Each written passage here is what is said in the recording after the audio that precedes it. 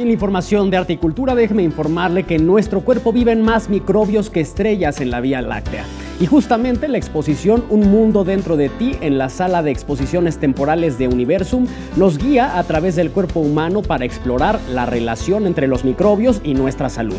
La muestra, realizada en colaboración con el Museo Americano de Historia Natural de Nueva York, explica cómo obtenemos las bacterias que viven en nuestro cuerpo a través de instalaciones divertidas y amenas para que los niños aprendan del tema con más facilidad. Para conocer los detalles de esta exposición pueden ingresar a la página www.universum.unam.mx.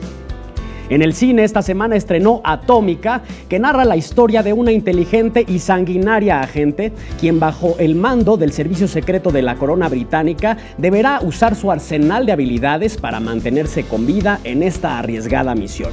Enviada a Berlín y en el medio del caos por el que está pasando la ciudad, une fuerzas con otro agente establecido justo ahí en Berlín para lograr sobrevivir a un mortal juego de espías. Actúan Charlize Theron y James McAvoy.